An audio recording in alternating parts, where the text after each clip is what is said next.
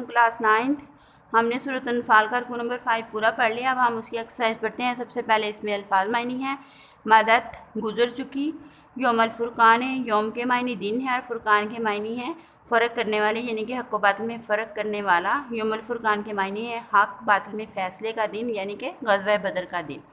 العدوۃ دنیا، عدوہ کے معنی ہے جانب، کنارہ، دنیا کا معنی ہے قریب۔ عدوۃ دنیا کے معنی ہے قریب کا کنارہ، یعنی کہ وادی کے اس جانب۔ عدوۃ القصویٰ، اس جانب، اس کنارے۔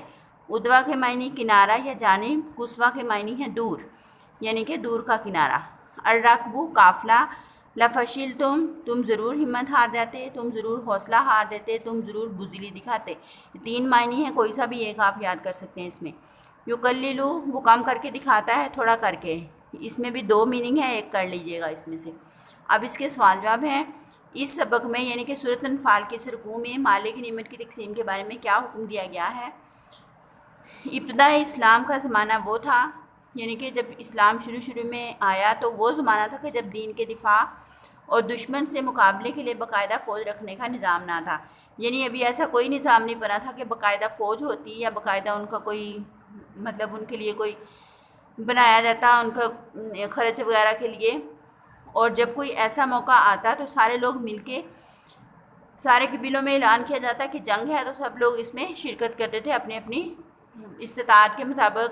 جتنی کسی کی ہمت ہوتی وہ اس میں اتنے پیسے دیتا، ہتھیار دیتا، غلہ وغیرہ دیتا۔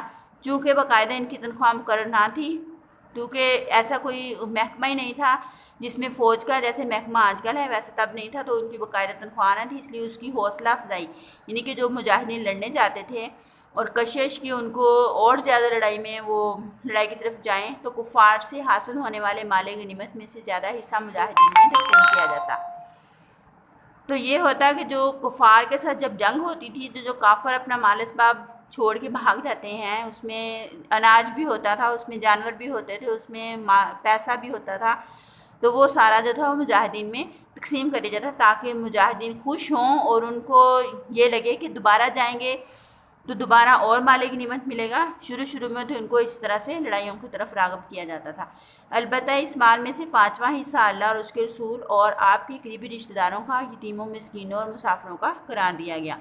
سوال نمبر 2 ہے ہمارا، اللہ تعالیٰ نے غزوہ بدر میں مسلمانوں کی کامیابی کے لیے کس کس خصوصی انعام و احسان کا ذکر فرمایا؟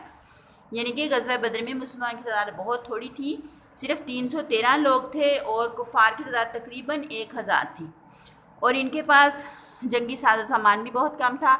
آپ نے 5 کلاس میں پڑھا ہوگا، 6 میں بھی تقریباً، کہ ان کے پاس صرف 7 اونٹ اور اس طرح کے تھوڑے سے گھوڑے تھے اور زرہ بھی کم تھیں، تلوار بھی بہت کم تھیں۔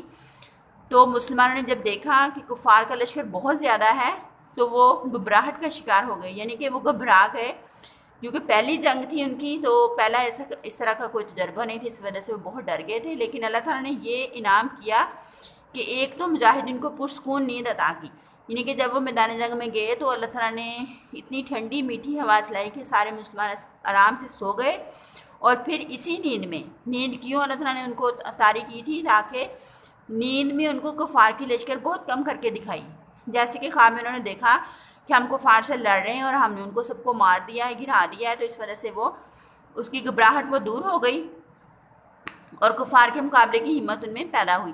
پھر جب میدان کارزار یعنی کہ جنگ کا میدان جب گرم ہوا تو کفار کو مجاہدین تھوڑی تعداد میں نظر آئے، یعنی کہ پھر کفار کے ساتھ کیا ہوا کہ ان کو مجاہدین تھوڑی تعداد میں نظر آئے، جس سے ان کا حوصلہ بڑھا، وہ اور زیادہ دلیر ہو گئے کہ مجاہدین تو بہت کم ہیں اور کفار کے مقابلے کی، اور مجاہدین کو بھی کفار تھوڑی تعداد میں نظر آئے، یعنی کہ اللہ تعالیٰ نے یہ انعام کیا کہ دونوں کو ایک دوسرے کی فوجیں تھوڑی تعداد میں نظر آئیں، اور جس سے مجاہدین میں مقابلے کے لیے جوش اور ولولہ پیدا ہوا۔ اسی ایمانی جذبے اور جوش سے اللہ تعالیٰ نے مسلمانوں کو فتح و کامرانی سے ہمکنار کیا۔ یہ یہاں تک آج آپ نے یاد کرنا ہے۔